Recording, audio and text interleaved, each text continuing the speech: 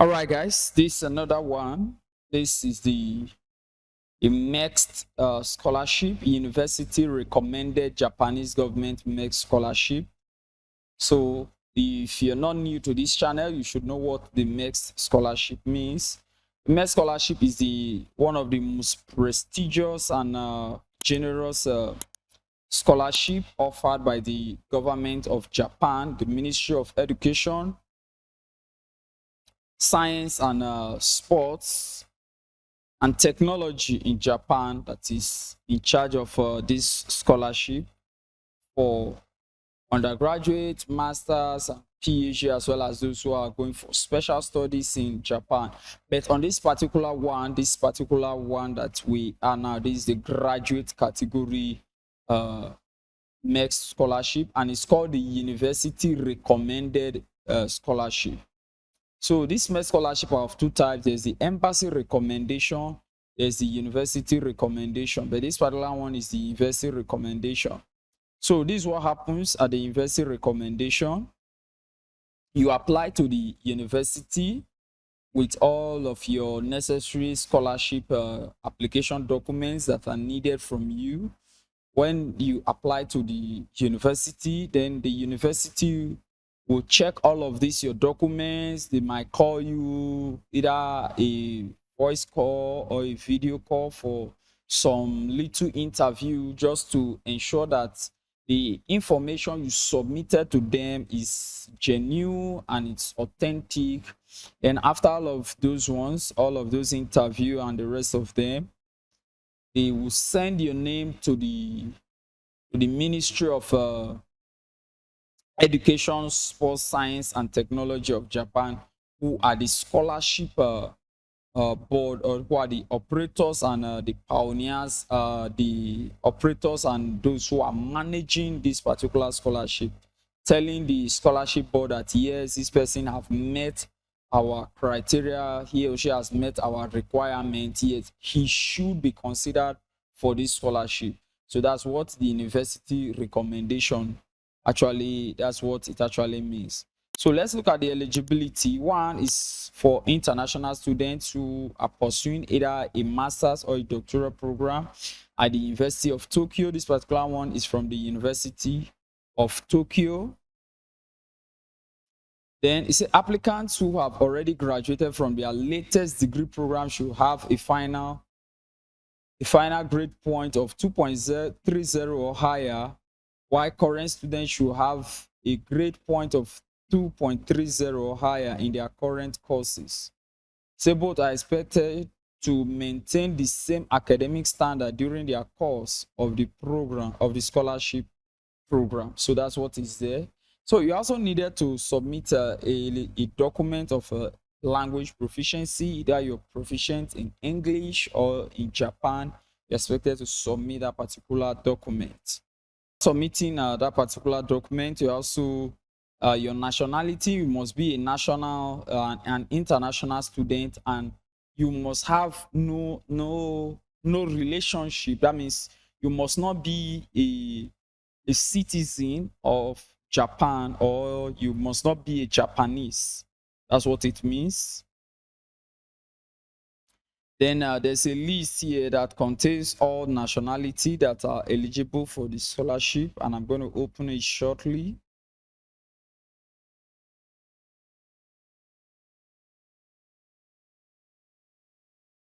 Okay, let's also look at the age why the list of eligible countries is loading. So for that particular list contains a list of countries that have a good diplomatic tie or good diplomatic relation with the Japanese government. So that means if your country does not have a good diplomatic relation with the Japanese government, you may not be eligible for this scholarship. That's what it means. Then in age, it says applicants must be born on or after April 2nd, 1989. So that's what it means.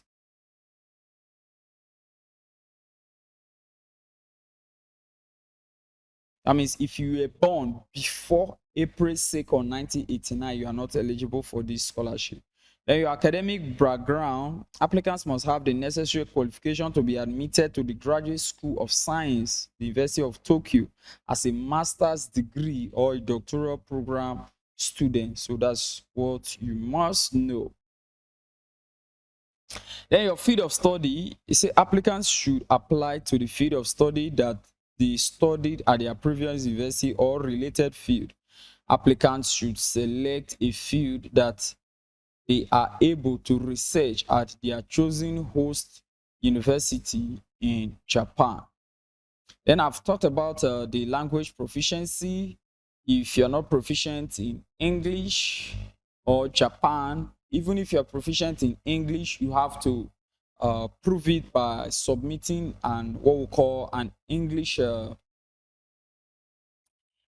language test proficiency, either the TOEFL, ITS, and in some cases, maybe you did your your undergraduate study in English, or the medium of your instruction in your university was in English. You can get a letter from your university, from that particular university, and send to this scholarship agency or scholarship board, telling them that yes, you can speak English fluently, or your medium of previous instruction was English. So studying in Japan in English language wouldn't be a problem. So that's what is there. Then if you're also proficient in Japanese language, it will give you a better advantage. So you just submit a document indicating that you are very proficient in the Japanese language, both in speaking and writing. Then your health status must be very okay, that certify you to study in Japan. Then you arrive in Japan, you must be intending and willing to arrive in Japan 2 weeks before the first day of October 1 in the year specified by the accepting universities. So Japanese start of study is usually in October and April. So if your university actually requests you that you resume by October 1, that means by September 15th, you should be ready to depart your country and be in Japan by that particular day. So your visa is actually covered by this scholarship by the Japanese government, as well as your airfare is also covered by the Japanese government as well. Look at it here. It's saying in principle, applicants should enter the country with a resident status of students having obtained the visa prior to traveling to Japan. This visa is to be issued by the Japanese embassy or consulate in the applicant's home country.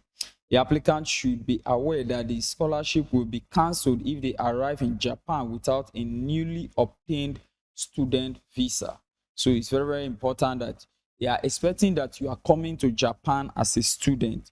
So even if you have a different kind of visa status to Japan, you have to change it to the student visa while going on this particular scholarship to Japan. Okay, so that's for the eligibility. Now we're not going to go into the non-eligibility. It will just be the opposite of what we just said.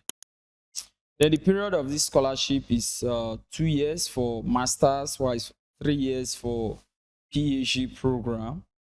Then there are some exemptions of extension of the scholarship period. Maybe if you are unable to complete your program, or your program is taking longer, or maybe you are doing a research study and the research is taking longer time, you can apply for an extension of your scholarship. Okay, the good point and the good part of this thing now, let's look at the financial coverage of this particular scholarship. This particular scholarship covers or will give to recipients 144,000 Japanese yen for master students, and it is Also, for those who are of the PhD category,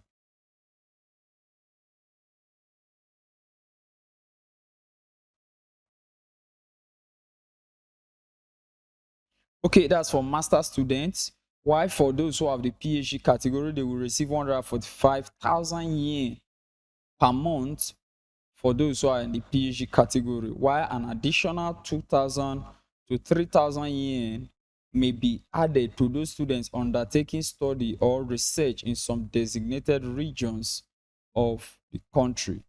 So that's the kind of living allowance or living stipend that you may be given as a recipient of this scholarship. So your transportation to Japan is covered by the MEXT scholarship board,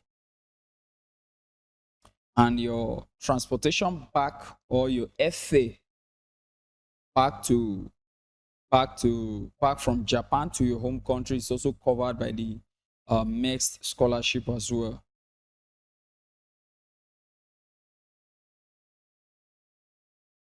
Your fee, your tuition is fully paid by the Japanese scholarship, so you have nothing to worry about there. So your enrollment at the university and your tuition will be fully taken care of by the scholarship board. So there's a term here that may warrant your scholarship to be suspended or your scholarship payments to be suspended. So, and it can happen if any of the following cases arises. One, if any portion of the recipient's application document is found to be false or wrongly stated. So that means in your application, uh, you have to filter and sieve out all form of ambiguity from it. If it's yes, it should be yes. If it's no, it should be no. Then next, it says if a recipient is in breach of his or her pledge made to the Minister of MEXT, Mombukagashu. So that means if you pledge to obey the scholarship terms and condition and you faulted again, your scholarship may also be suspended. Then the third item under what can make your scholarship to be suspended is a giving life or more than 1 year of imprisonment with or without hard labor, having been convicted of breaking the law in Japan. So if you also commit a punishable or a criminal offense in Japan and you are jailed, you are jailed more than 1 year, your scholarship may also be suspended. Okay, so there are a few others, but those are just the kind of the main one that are there under the scholarship. What can make your scholarship to be suspended or terminated? So here is a list of the documents that you need to apply for this scholarship. So we have an application form, a field of study and research plan, a letter of recommendation, a passport type photo taken within the last 6 months, which must be 4.5 by 3.5 centimeter, an official transcript from the university attended, proof of language proficiency, proof of language certificate, English language or Japanese language proficiency. Then abstract of graduation thesis, that's for those who are going in for PhD. Official statements of graduation of the university, of the last university attended. That's what we call graduate certificate or your degree certificate. And also a copy of your student's passport. Or say passport, we mean travel passport. That's what this particular section of passport, that's what it means. So here is a flow chart of how you will be enrolled, or how you will be selected into the scholarship if you make it. Now you submit documents to the University Graduate School, University of Tokyo Graduate School. After submitting the documents to them, these documents must be in English. And you should also know that these documents will not be returned as well. An application passed the submission that passes the submission deadline will not be accepted.